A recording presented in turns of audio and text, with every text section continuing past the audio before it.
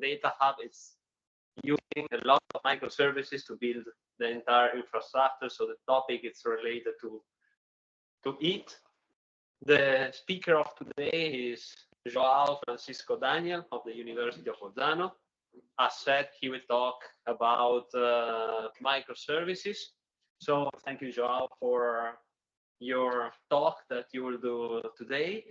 I won't steal you much more time and pass you the microphone. Thank you, and thank you. Really curious to hear you talk.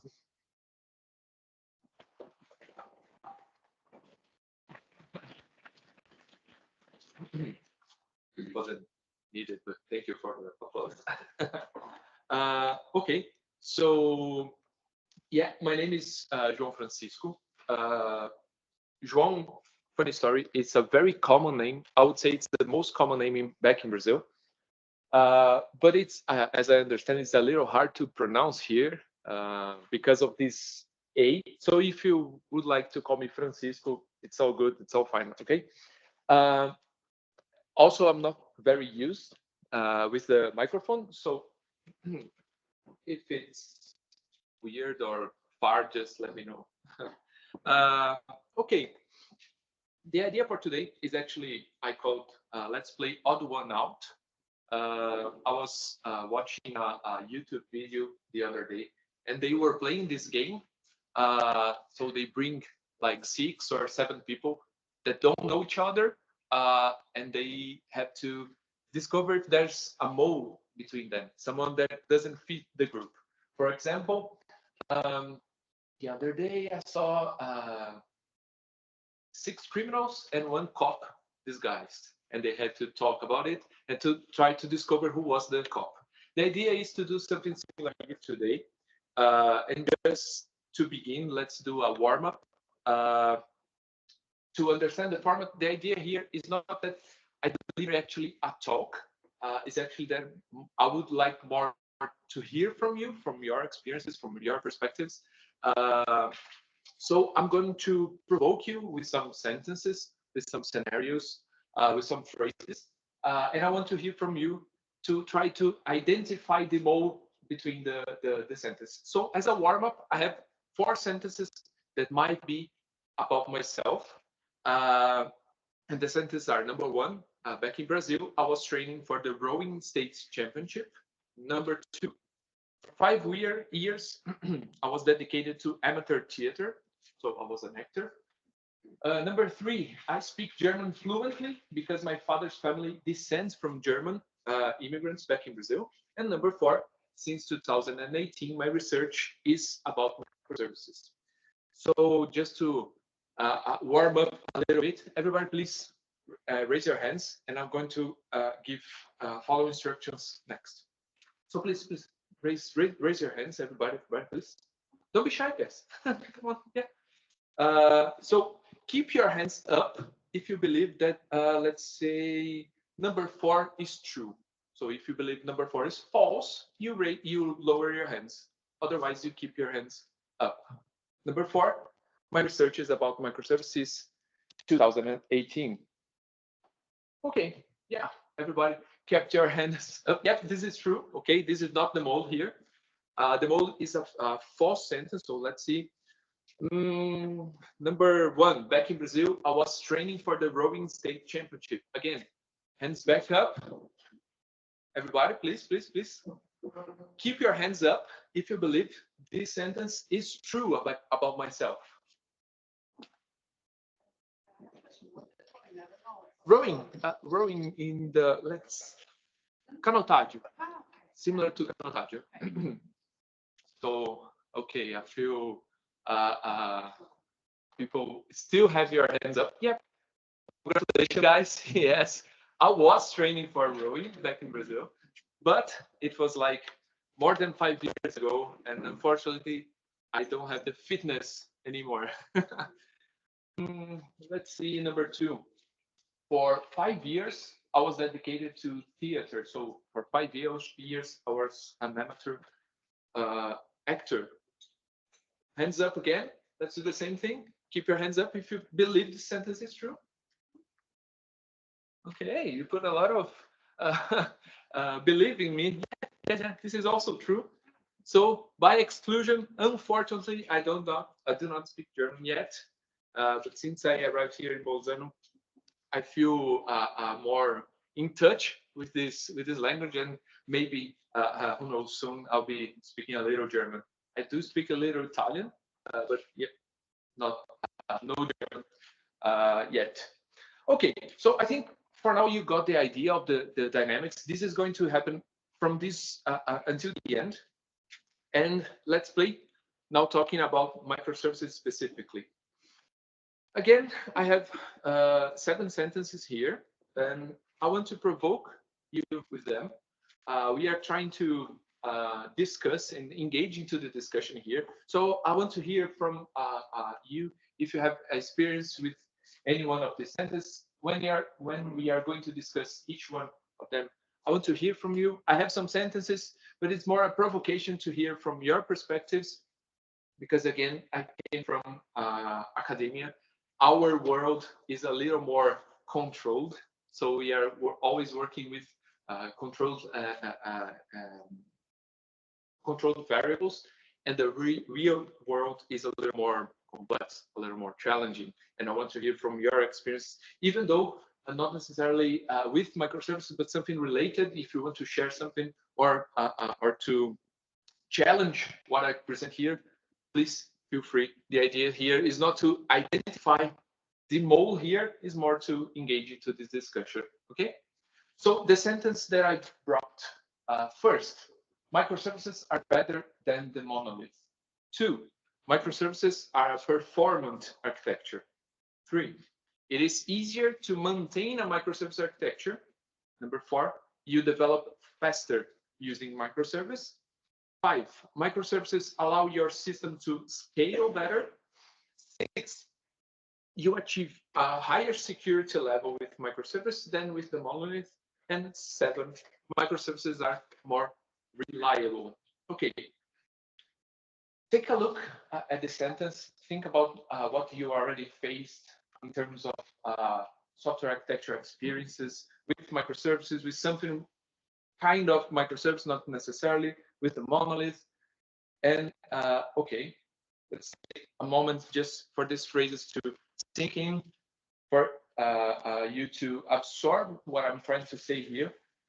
And okay, I'll try to pick some of this sentence here, almost at random, to see if we can engage in this dynamic. So again, everybody, raise your hands.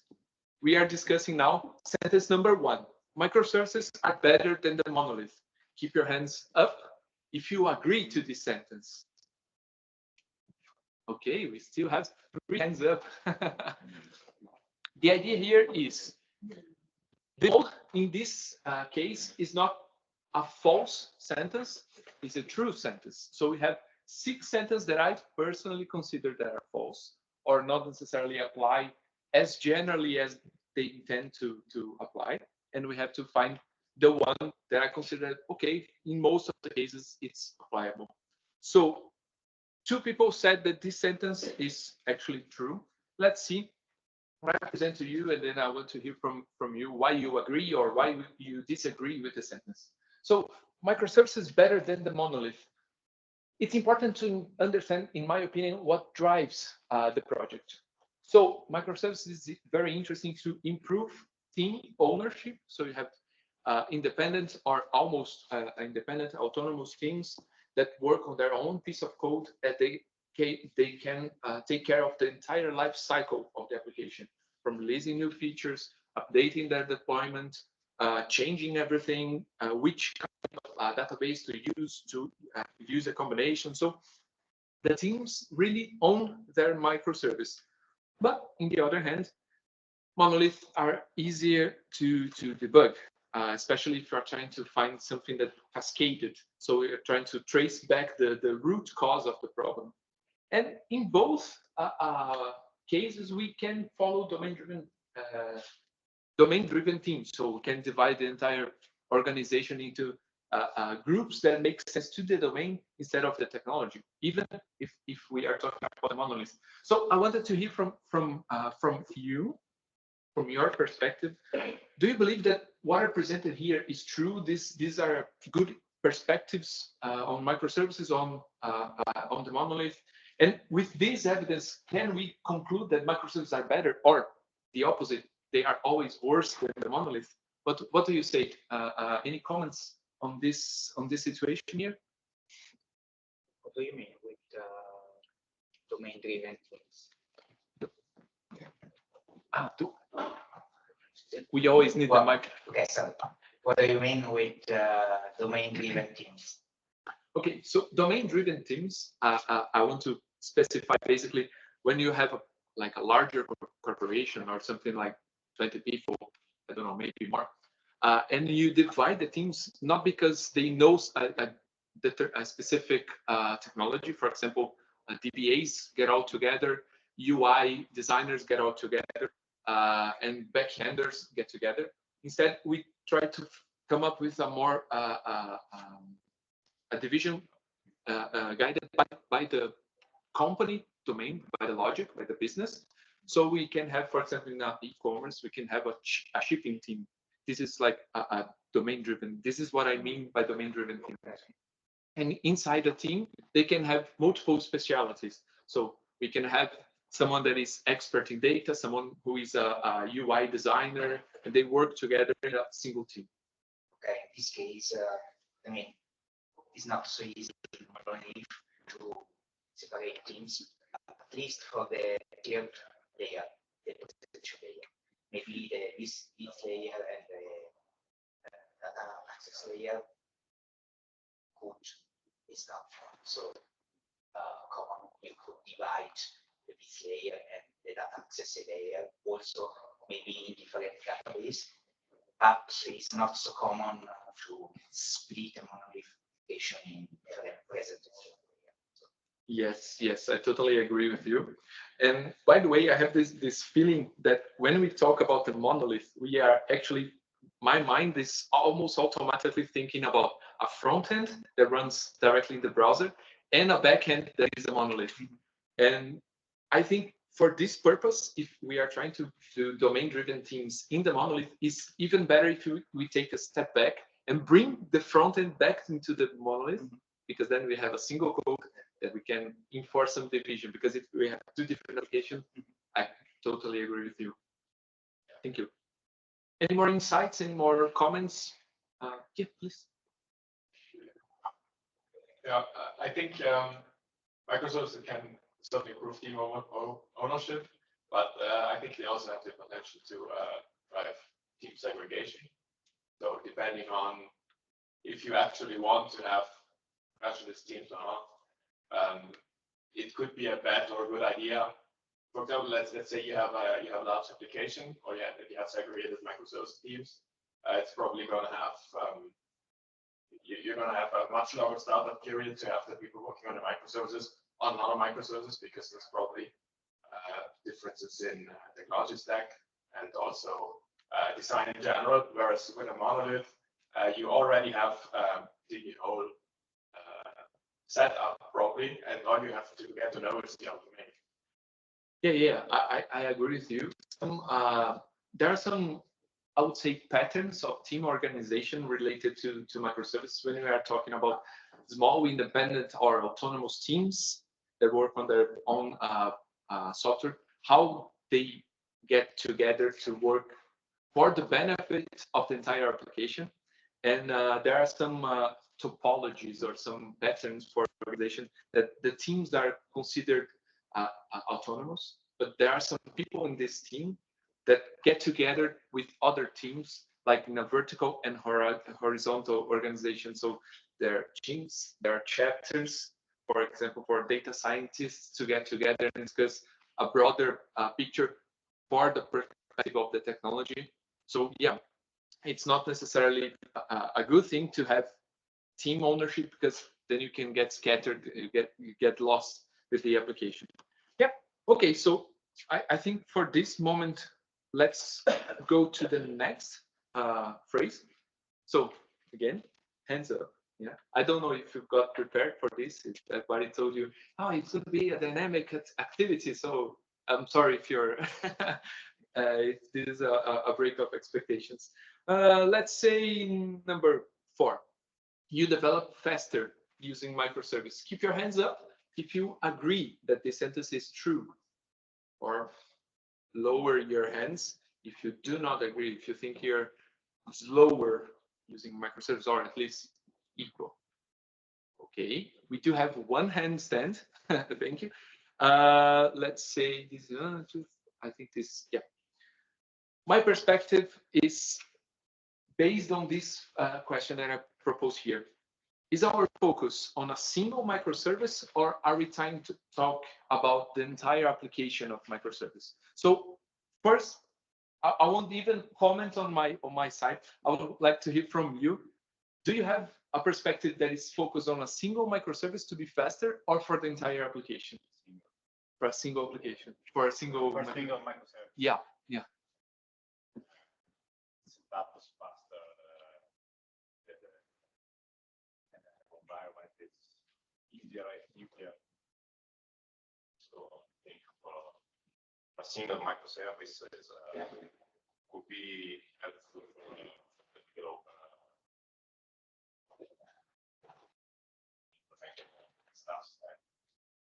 Yeah, I completely agree with this. When we are thinking about a single microservice, the whole idea of the architecture was actually to provide these benefits. So we have a single piece of code that is smaller than the entire application. You can test it. You can be more agile with it. You put it on production faster. You see what's going on with benefits and drawbacks, and you fix what is wrong faster. So you have a faster feedback loop. Yeah, I completely agree with this. But when we think about the entire application, it can be challenging to be actually faster with microservice, because it completely brings up the culture of the organization. So if you don't have an autonomous organization that values autonomy of the teams, it can be a problem. You can have sometimes overlapping teams and overlapping microservices, and if they don't communicate, they generate chaotic problems that cascade, and you don't have a easy way to assess what's going wrong. So yeah, it can be overwhelming to work with microservices if you think about the entire organization. And yeah, on the other hand, you can still be agile with the monolith. For example, if you're following a modular monolith, okay, there are some drawbacks by the nature of the non-distributed software that holds you back for some activities, but okay, you can be agile in the rest of them. Any other perspectives, insights here, any comments? Yep. So usually microservices are paired with domain-driven design, and domain-driven design has a lot of patterns. The little pattern, common CQRS, and so on. Okay, you can skip some patterns, but you have really to understand that microservices can be light microservices or really complex microservices. Then there is the domain-driven, the event-driven design, and so on. So, if the architecture is right, I don't know if microservices are the best solution. Just an REST API maybe is enough. Is a trade-off, and anyway, you have to use a framework. Otherwise, you have to build to yourself a microservice starting from Express or I don't know other technologies, and you have to learn the framework, because a framework is, has a lot of constraints compared to a library, which is completely free. So. Yeah. Your comment brought me something that I think is also important to consider when we are talking about faster development. To actually achieve a maturity level of with microservices, it's a new level into the architecture. You have to handle with different problems that when you have a non-distributed, a single application, you don't have to face them. For example, network latency and this kind of things, distribution, and so you also take some time to actually get to know and get mature knowledge and experience with microservices before you can actually make good decisions with the architecture. So yeah, and we have to handle other programming styles, let's say, for example, event-driven. That is not the most traditional one, although once you get the idea, it feels almost natural to respond to events. But yeah, it can be troublesome to find the right spot for everything, single decision. Okay, let's go back to our pool of sentences. Let's talk about, let's go with number 6. You achieve higher security level with microservice than with monolith. Everybody raise your hands and keep your hands up if you agree with the sentence. Or lower your hands if you disagree. We have some doubtful hands here. Okay, would you like to begin commenting on this uncertainty of this sentence? Anyone? Yeah, please. Yeah, I think the word security is a bit can have different meanings here, because I think you have Microsoft, you have to differentiate between blast radius and actual security complexity. So I think that the trade-off is there with Microsoft. You have a smaller blast radius, and that's the main thing. But on the other hand, you have much more complexity, you have much more dependencies and so on, and then you probably have more risk to have actual vulnerabilities not be detected for a long time. So I think you have to understand part of the trade-off you are on. Yeah, when you talk about blast radius, I don't know if everybody's familiar, but is the idea that if one microservice fails, not necessarily, maybe it's easier to prevent this failure to affecting other microservices because they are isolated. Each one is in the different process. So I completely agree with this concern. To be honest, I think when I wrote this sentence, I was considering more the other part of your comment. And I would say it's not necessarily higher security. I think it's important to consider that you have a broader, what is it?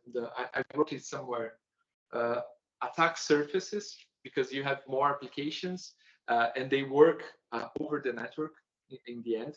So it can be overwhelming to come up with a security strategy to protect every single part. Whereas when you have a monolith, it's a single process. If you protect it well, it's less troublesome to find with the challenge of to come up with a solution for security. Any other comments? I saw some doubtful hands, uncertainty. Yep, please. Excuse me. No, please. In my experience, for example, you could use an identity server. Identity server? Yeah, I mean, if you typically use an identity server with JWT to be sure an API is protected, okay? But for example, you don't rotate the certificate that encrypt the JWT. So I mean, as always, it depends. There is not Bible, India. Yeah. It depends what you need, the technologies, your context, your experience. Yeah.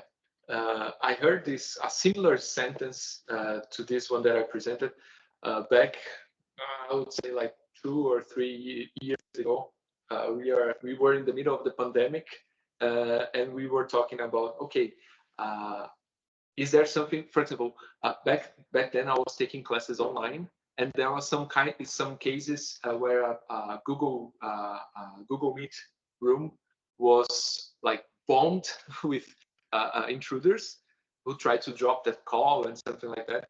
And they began to, okay, now we have a lot of meetings. Is this better or worse for security? For example, we wouldn't say it was common to see a classroom being invaded in a public school in a physical environment. So they try to draw this parallel between these events and microservices. And then I got the idea, okay, the microservice seems to be a little more insecure. We are still vulnerable if we don't have an active, always concerning team trying to protect the architecture. But I think when we are talking about microservices, the architecture only justify the adoption when you have a little more complex or bigger software, and then you also need a bigger team. I would say if you have the same software in a monolith, maybe the security team could be a little less overwhelmed, let's say overloaded with the charges and the concerns. Yeah. Other comments regarding this one? No. Let's go back to our pool. Okay, we already talked a little bit about security. Let's talk about reliability. Hands up. Number 7, do you agree with microservices being more reliable? Keep your hands up. If you disagree with the reliability of microservices, lower your hands. Okay, so this one, I got a higher number of people agreeing that microservices are more reliable. Okay, let's put my thoughts here. Okay, so the main sentence that I presented here is the system's ability to deliver its intended results consistently and without failures under expected conditions and over a specific period. Okay, this is the definition of reliability. I don't agree that microservices are inherently more reliable, but this is my provocation for you. I would say, is there someone who would like to defend that microservices are more reliable? Because I saw many hands up. So if you would like to start commenting on this, maybe we can follow this one a little deeper. Any comments? You all said it was more reliable. Okay, for me, the idea of reliability is, okay, if you can trust the system works as it was intended. But microservices, we have like this chaos factor, this unpredictability of if you have, for example, a very chatty application that publishes a lot of messages, a lot of events, maybe these events can trigger other behaviors, and you don't actually know what is going on because it's hard to keep trace. I mean, you have to be well instrumented to really follow through a request that generated an event and cascaded into a series of other events. And sometimes, yeah, things can go south, and you can lose track of the real state of the application. Why do I think it's not necessarily more reliable? Because the architecture only, if you follow Microservices principles, you have a distributed teams, distributed microservices, well, distributed parts. They communicate, they have a very specific purpose, but they have to collaborate. And from this collaboration, and from what I see, what I hear actually from practitioners, is that when you have a lot of microservices, they get chatty and things get lost in the middle. So it's easy to have a microservice that is waiting for something to happen and it doesn't happen. It can provide you a response, but it's not the most adequate response. Sometimes it's an outdated response, supposing you have a very good cascading failure prevention. And why do I think maybe you got your hands up? Then I'm trying to guess. If you disagree with me, please tell me. The idea is that with microservices came up also a lot of technologies in the infrastructure. So Kubernetes and all the plugins you can put into Kubernetes to keep your infrastructure running and to prevent that a failure in one part cascades into another. The idea, we come back to the blast radius.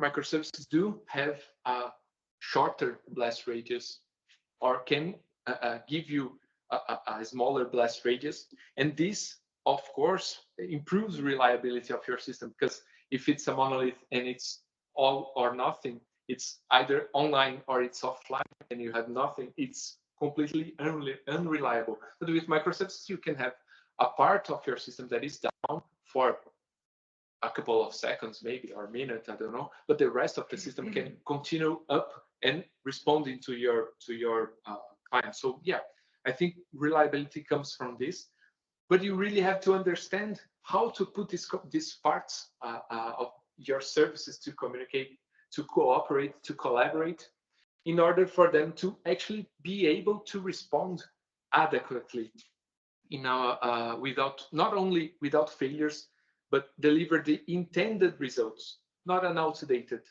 result. Did I got your feelings right about reliability? Were you thinking about infrastructure and all the technologies that came up alongside with microservices? Yeah. Okay, if you do not deny, I will assume it's okay. So, time to go back. We did number 1. We did 4. Okay, let's go to 2. Hands up, everybody. Keep your hands up if you agree that microservices are a performance architecture, or lower if you disagree. Okay, we have half and half. Someone would like to advocate in favor of the performance in microservice to begin with, or to criticize the performance, to say it's false, it's not a performance architecture.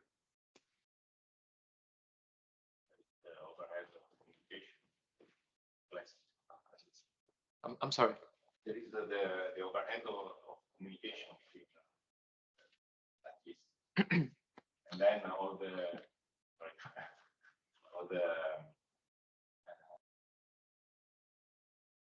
infrastructure under the microservices, the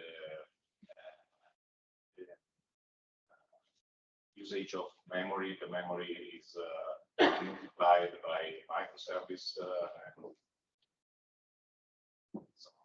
Yeah. In my opinion, when we think about performance, I think the chronometer comes always in mind. The faster, the better the performance. But performance can be measured in different areas. For example, the usage of memory or the usage of network. If we think about usage of network, there's no comparison. Microservices is definitely more expensive than a monolith, or in terms of memory, yeah, maybe so. I wouldn't say there is an implicit or an inherent gain, for example, in accuracy for microservices. You can do the same good ideas, the good implementations you can with a monolith, you can do with microservices. You have to consider, for example, the latency between the communication. So if in order to get a response to your client for your user, you need to interact with a long list of microservices. So you have a lot of jumping messages. You have to step into many different microservices. So yeah, your latency is going to be low. And this is something to consider. We do have patterns, we do have strategies. You mentioned CQRS is, for example, a good idea for you to avoid having complex queries into a database or into several distributed databases. You have a single a microservice dedicated to that query in particular. So we have strategies to come around with some known troubles, recurrent problems that we face when we are talking about performance. But I wouldn't say that is necessarily true that microservices are performant. I'm not saying that if you are adopting microservices, you are compromising your performance. I would say it's orthogonal to performance. There's nothing into the essence of microservices that say, okay, you're gaining, you have a gain in accuracy or in performance or something. The architecture is not driven by performance, at least for the software itself. This is a very strong statement. I see some agreeing faces, but I would like to hear if there's someone who is trying to come around with this idea and wanted to reject this idea that microservice is not inherently performant. Everybody is okay with it? I can add that maybe it's difficult to be agree or not to at 100% because it depends what do you mean in performance. Maybe with the microservice architecture, it's easier to split the entire architecture on a smaller machine, or you can optimize a little bit more the specific needs of each single component you have in the microservice. So for this microservice, you can choose the machine optimized for this microservice. So you can do a lot of optimization, but obviously, if you then consider performance, network, memory, and so on, it's another topic. So it's difficult to advocate that 100% you are true, I am false. So yeah, in a sense. Yeah, the whole idea of this sentence, it's not only for performance. If we go back, almost all the sentences are in this idea. This is more provocation than actually trying to advocate something. But yeah, because I have the feeling that with microservices there is a lot of hype, and with hype, everybody's adopting. So I want to adopt here. It's going to be great, and then we come into some complicated phrases and some complicated statements. The idea is to challenge them here with your experience and what I understand from it. Okay, we did number 1, 2, 6, 7, 4. Let's go to number 3 because I think it's a good moment to come up with to come back together with a single idea. So it's easier to maintain a microservice architecture. Hands up. Who agrees? Easier? Okay. Would you like to explain why you think it might be easier? Yeah, I think it hinges on what maintain means, because it's and also what kind of microservice ecosystem you got to. It's certainly much easier to maintain the single microservice and switch it out. It's probably not easier to maintain the whole thing. Yeah, again, we come back to this division. Are we talking about a single microservice? I think I even repeated the sentence. Yeah, focus on a single microservice or the entire application. Yeah, let me ask you a question not directly related. Do you actually work with microservice nowadays? Do you have experience? Yep. Who here works or have a very close experience with something that can be called microservice, let's say? Yep, like half of you. Yeah, some doubts there. Well, are you migrating from a monolith and you have a big monolith and a little some microservices around? The opposite. Oh, really? For microservice. Going back. This is a very interesting experience. Then if you can talk a little more about this, is there might be some knowledge here to share also. And how many pieces are we talking about here? A dozen microservices, or maybe how many? Yeah. I'm talking pieces because sometimes you have still the monolith. Maybe you split this monolith in half, but there are 2 monoliths. So I'm calling 15. Okay. Someone more than that? Yeah. More than 30, more than 50? 40, 50. Okay. And how many developers do you have working on this? Almost 50. 3.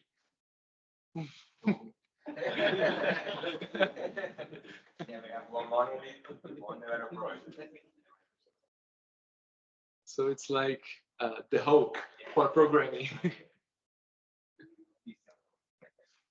Well, I think we don't count because we have it very easy because almost all of these are just pushing data into one direction. So that it's not, and I think that's the actual crux of the thing.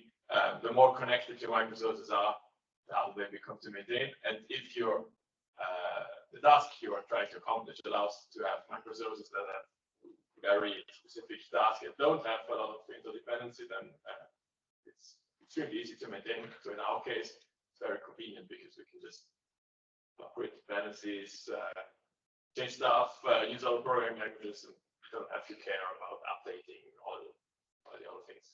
Do you have something like serverless somewhere around, or you always have? We had some AWS lambdas, but we don't have server stuff now.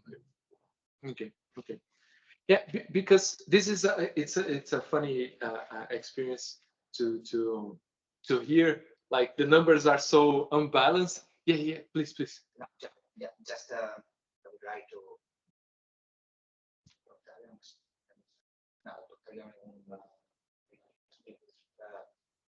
bring my experience. I mean, in my experience, one of the most difficult things with microservices, if you implement the domain-driven design, okay, are the bounded context. So maybe you need the same part of the same information in different contexts, the user information. Okay, usually you write just information of the user you need in a specific context. So I don't know, help me with an example. For example, when you are talking about I don't know, e-learning platform, Yeah. your user might be your student.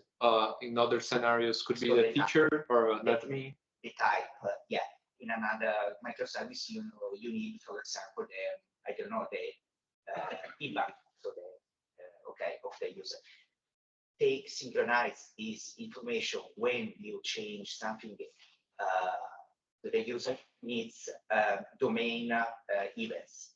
Domain events needs an broker or something. So if there is an error, you have to roll back. Rollback needs to write every event. So you go to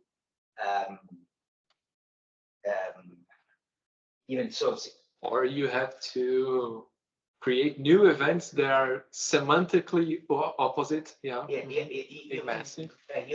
can. I mean, you can fall in a hell. I mean, so the most important thing is the trade-off. In my opinion, the trade-off is the most important.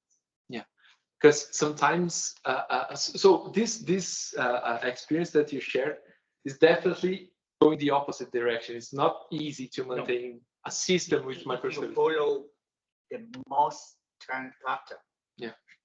Of course, you need experience to understand that in your application are enough some pattern and some pattern no. For example, whereas is not mandatory.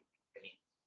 Yeah, just coming back to these numbers that you mentioned, 3 or 2 developers for almost 50 microservices. In this case, I bet it's a little easier. I mean, it's overloading information, but you already know what's going on here when you are going to develop something there. You implicitly know because you are at the same time that both microservices. I don't know if it's your also experience to have this kind of imbalance between developers and the number of microservices, or you have a more almost one-to-one relation? Well, always to few. Always. Yeah.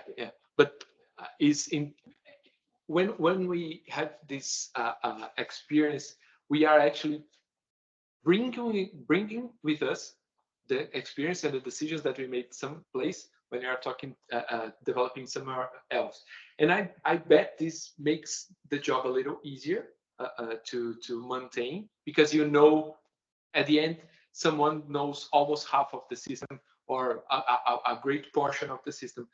But if we have this conceptual idea of a microservice should have its own team, and its own team should not take care of many other microservices, then these teams, they have to communicate. And then the bounded context comes in conflict, and there are some other technicalities of domain events and how the information spreads, and how you transform something, and how you do not lose information or do not overshare information. So yeah, I would say that in overall, for the entire application, it's harder to maintain a microservice architecture, because in the end, you have to have someone that is overlooking almost everything, and it's usually a more complex software. And you have this synchronization and this distributed nature that is always wild, is always there to kind of hunt you down. And yeah, I would say it's not easy to maintain.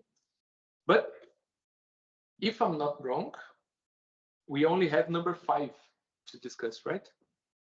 That is, microservices allow your system to scale better. So for the final round, hands up. Which sense better? I'm sorry? Better in which sense? Yeah, this is we can discuss. The idea is to be a little generic. So keep your hands up if you agree that microservices allow your system to scale better. Yeah. Okay, great. Everybody agrees with this one, or almost everybody. And I would say that I intentionally put this one to be like the true sentence, because for the most things that I generally hear from microservices, this is the one that I personally agree more. That is more aligned with the essence of the architecture, how microservices are defined to be as an architecture. So this is the only one that I put as a generally accepted. But what do you define as scale better, in the sense that put you almost uncertain about the answer? In the view of the development of the application, or in the view of the operational the runtime, because okay, for developer, I think it's better, scale it's better. On runtime, maybe it's better. You can have better scale the resources on single microservice, so you can refine better the costs of the resources with the microservices. But for the scalability, runtime, the monolith can scale and easily in a cloud environment. There's no difference on scalability on Yeah, I think you brought something that at first was my driver to what brought my attention to microservices, was this possibility of avoiding like branching hell on GitHub, for example. If you are working on a monolith, you always have branch conflicts, merge conflicts, because everybody's working on top of the same piece of code at the end, because it's a monolith. And when you go to microservices, you have several different code bases, and then okay, it's easier to have a larger number of developers working on a system that is comprised by a big set of code bases individually, for them at least. And then but yeah, and then I thought, okay, maybe this makes my life simpler. Yeah, please. I would disagree. And Okay. You say you have microservices developed in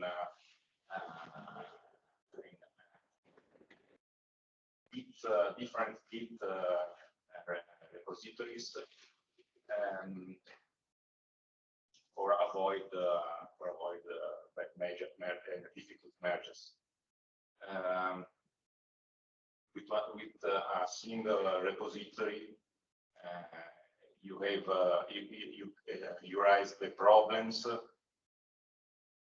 before they will be raised at runtime, because you compile microservices separately, and then how can you integrate the different interfaces for communication between microservices? Only when you make a deploy in of the whole environment of microservices and you test it. Yeah, I see your point. Like when you are developing in a single code base, you get errors. You might get some errors sooner than with microservice. So in build time or something like that. And I do agree that this is relevant. But when we are talking about microservices or the monolith, there are some errors that they are not inevitable, but it's part of the culture. And I think it's easier to handle a code base that there are a smaller number of people working on than a large code base that has more people working on. In terms of managing the code base, errors, they will appear in one case or in another, and they are different errors with different implications. But I think in the sense of development workflow, I think it can be easier. It's better this benefit of, okay, I work in a single code, a smaller code with fewer people, and my life is a little better. So I think for the purpose of scaling a team, it can be easier to hire more people when you have a microservice architecture than to do the same with the monolith. And I think back to scalability in general, I think this is an important thing. We not many years before microservices, we already adopted distributed systems to improve the scalability of some specific tasks. And I think microservices just how can I say this? An adoption of this practice into a wider application. So yeah, I think it's good to have this sense of scalability for microservices, because you can enforce different rules of scalability for different parts of your system, so you can respond to different demands of users. That with the monolith, you might all scale in the same level, but with some additional costs, because you have more code to replicate, because it's all or nothing. Where in microservices you can have 17 replicas of the chat functionality, while the rest is like 2 or 3 replicas. I don't know. So I would say that the general sense here, or the factor behind this sentence, is that this one that I put here in the bottom. Not only scalability, it applies to multiple different non-functional or quality attributes, non-functional requirements, because when you have different process in runtime, you can address different quality attributes for them. For example, privacy, you can isolate better the data. You can scalability, you can pick different configurations for scalability for each one. You can have, for example, developer experience, and for example, if you have a monolith that is written in Java and you want to introduce some AI technology that usually goes in Python. You have more flexibility. So because you have a distributed system. So yeah, in general, this idea of breaking a single process with everything into a set of smaller processes gives you some benefits. And I think that the most immediate benefits are in this direction. You can address different non-functional requirements specifically for each part, in particular, scalability. But you also have to address them for every single one of them. So it's a repetitive task and can be overwhelming. So let's, any other comments on this scalability or these non-functional requirements that I kind of throw here at the end? Okay, so let's just recap here. Yeah, the sentences are very general. As you said, it's hard to pick a side like, oh, this is true, this is false. There's always some consideration here. You can have a little truth in every one and a little false in every single one also. But the idea was actually to provoke the discussion. I think I heard some interesting stories here. I don't know, I hope also that you got, okay, I think this could, this specific point deserves a little more thought. I don't know, this was the idea. And for today, I would like to close this session, this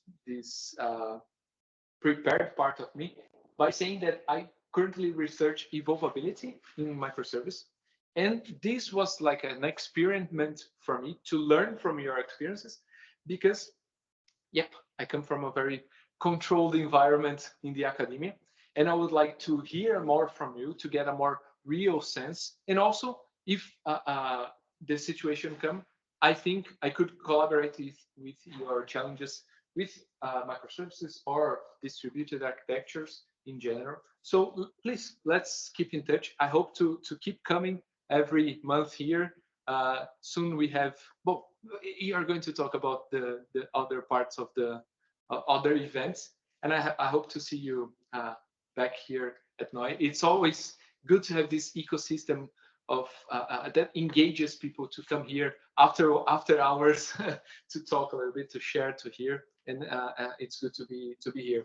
So this is my email. If you want to discuss something, if you want something like the slides, or you want to discuss some ideas, I'm always here at the university. Please keep in touch. Let's keep in touch. Okay. So thank you for raising your hands today.